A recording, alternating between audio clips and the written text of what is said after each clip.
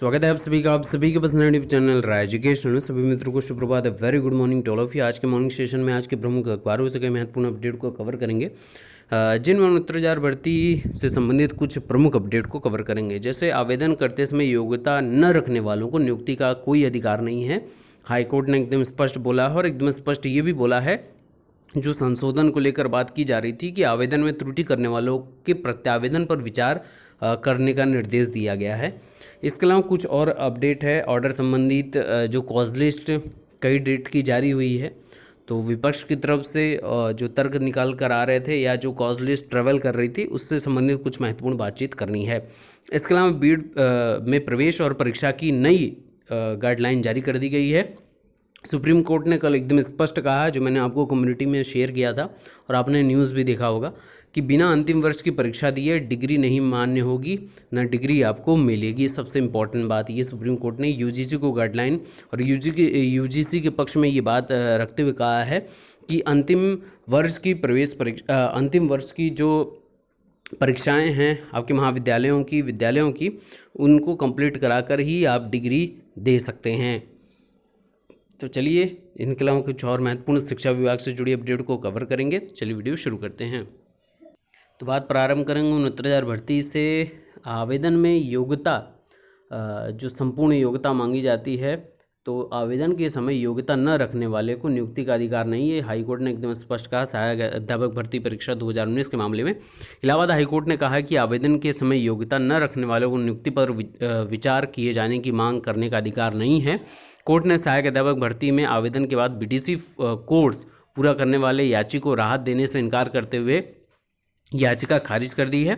यह आदेश न्यायमूर्ति पंकज भाटिया ने सचिन पुरोहित की याचिका पर दिया। याची का कहना था कि उसने सहायक अध्यापक भर्ती परीक्षा 2019 में आवेदन किया। वह बीटीसी 2015 बैच का छात्र है, लेकिन द्वितीय सेमेस्टर में फेल हो गया था। फिर बाद में परीक्षा देने पर सफल घोषित हुआ, लेकिन सहायक अध्यापक भर्ती आवेदन भरते समय वो बीटीसी पास नहीं था, इसलिए उसकी नियुक्ति पर विचार नहीं किया गया। इस पर कोर्ट में याचिका दाखिल की। याचिका कहना था कि नियुक्ति के समय उसने योग्यता हासिल कर ली है, इसलिए उसकी भी नियुक्ति पर विचार किया जाए, लेकिन कोर्ट ने उसके तर्क को सही नहीं माना है। तो इस बात को मैंने कई बार बोला है कि वांछित योग्यता, कई बार लोग ऐसा ही करते हैं कि फॉर्म भरते समय, जैसे किसी का 3rd सेमेस्टर या 4th सेमेस्टर में बैक आ गया, तो उस तारीख का जो है फॉर्म भरने से पहले जो वैलिडेट होना चाहिए वो डेट, उस डेट या उसके मार्क्स जो हैं अपने मन मुताबिक भर देते हैं। फिर बोलते हैं कि संशोधन का मौका मिलना चाहिए, फिर उसके संबंधित संशोधन पर विचार करने की बात कहते हैं। तो भैया, जब आप फॉर्म अप्लाई कर रहे थे उस समय आप वैलिडेट नहीं थे, तो फिर वहाँ पर अंदाज़ा तो आपने फॉर्म भरा कि इतने इतने मेरे मार्क्स हैं, फिर उसके बाद आप बोलेंगे कि संशोधन में हमसे अंकों में कुछ त्रुटियाँ हो गई हैं, उसके लिहाजा संशोधन का मौका दिया जाए, तो ये पूरी तरीके से अयोग्यता को ठहराता है। इसके अलावा आवेदन में त्रुटि करने वालों के प्रत्यावेदन पर विचार करने का निर्देश ये न्यूज़पेपर में 69,000 सहायक अध्यापक भर्ती में आवेदन में गलती करने वाले अभ्यर्थियों को राहत देते हुए हाईकोर्ट ने बेसिक शिक्षा परिषद को निर्देश दिया कि अभ्यर्थियों के प्रत्यावेदन पर नियमानुसार निर्णय लिया जाए। आवेदन भरते समय त्रुटि करने वाले दर्जनों अभ्यर्थियों ने हाईकोर्ट में अलग अलग याचिकाएं दाखिल की हैं। लक्ष्मी देवी व 16 अन्य तथा उषा देवी व अन्य आदि की याचिकाओं पर न्यायमूर्ति पंकज भाटिया ने सुनवाई की। याचिकरण का पक्ष रख रहे अधिवक्ता शिवान सिंह का कहना था कि 69,000 सहायक अध्यापक भर्ती के लिए आवेदन किया था। गलती से आवेदन के पहले कॉलम में उन्होंने अपनी प्रशिक्षण संबंधी योग्यता भर दी, जिससे उनका आवेदन स्वीकार नहीं किया जा रहा है। ये आपके जैसा शिक्षा मित्र संघ के द्वारा एक लेटर जारी किया गया, तो उसमें भी यही बात बोली गई थी कि उनका प्रत्यावेदन ले लिया जाए। हालांकि इस बात को एकदम स्पष्ट तरीके से समझिएगा कि जो ये संशोधन का मौका है, मैंने कई बार बोला है कि इस पर विचार करना जिला चयन समिति का अधिकार है। आप कितना भी कोर्ट खेलें या कोर्ट में जाएं, जो भी आपका तो अधिकार है, आपको कोई रोक नहीं सकता है।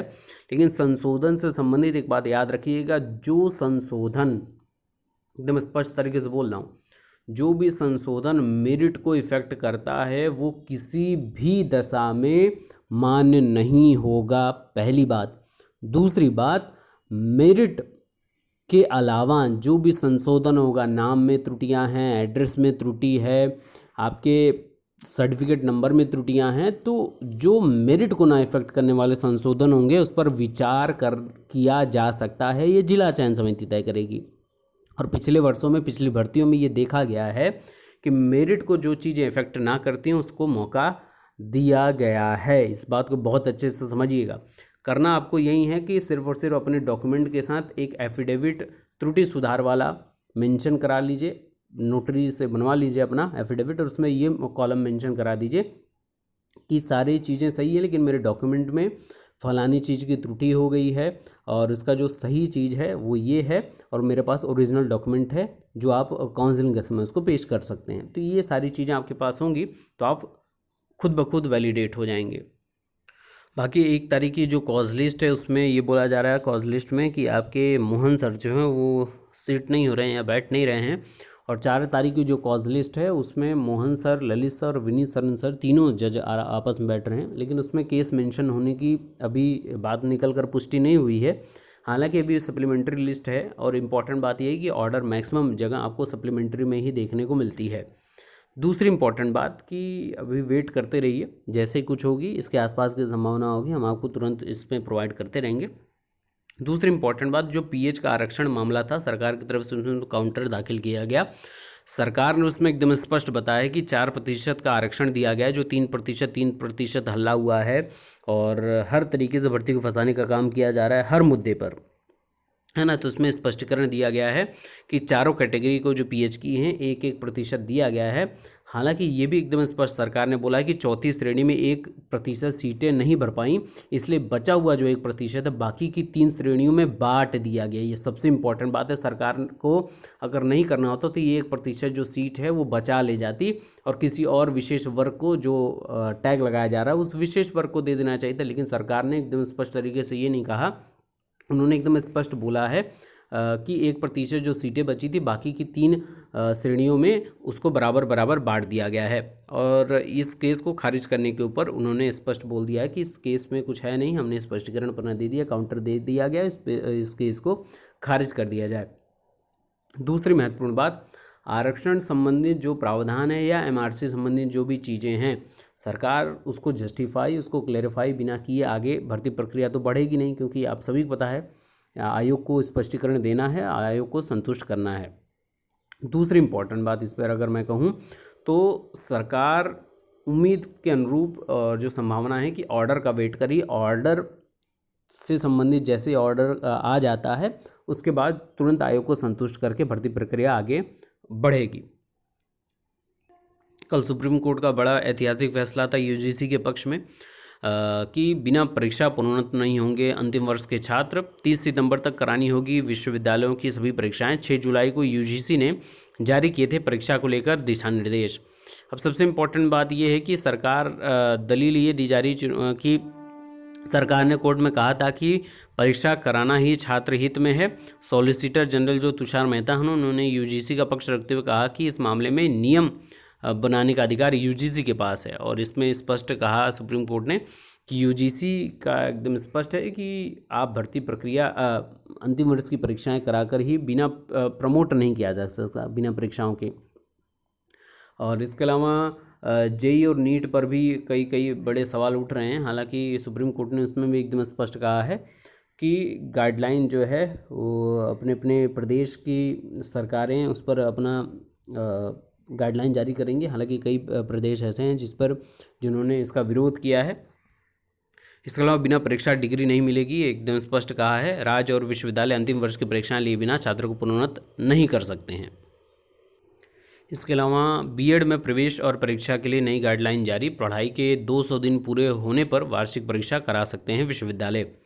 कोरोना काल में बीएड के प्रवेश से लेकर वार्षिक परीक्षा कराने की guideline national council for teacher education यानी एनसीटी ने जारी कर दी है। एहतियातन के साथ कॉलेजों में प्रवेश प्रक्रिया पूरी करी जाए, जबकि पढ़ाई के 200 दिन पूरे होने के बाद विश्वविद्यालय प्रशासन परीक्षा करा सकते हैं। तो ये छत्रपति साहू जी महाराज जो विश्वविद्यालय से 150 बीएड कॉलेज जुड़े हैं, इनमें अध्ययनरत 15,000 छात्र पिछले 4 माह से परीक्षा का इंतजार कर रहे हैं। तो बीएड की संयुक्त प्रवेश परीक्षा हो चुकी है। 5 सितंबर को परीक्षा परिणाम घोषित कर दिया जाएगा। उसके बाद काउंसलिंग व कॉलेजों में प्रवेश परीक्षा का सिलसिला शुरू कर दिया जाएगा। अब जल्दी इससे संबंधित आपको सारी अपडेट मिल जाएगी। तो कल मैंने आप लोगों को एक अपडेट दी थी कि जो आगरा विश्वविद्यालय यानी डॉक्टर भीमराव अम्बेडकर विश्वविद्यालय से फर्जी बीएड की डिग्री के मामले में शिक्षकों को बर्खास्तगी पर रोक लगी, उसके खिलाफ राज्य सरकार डबल बेंच में विशेष अपील दायर करेगी।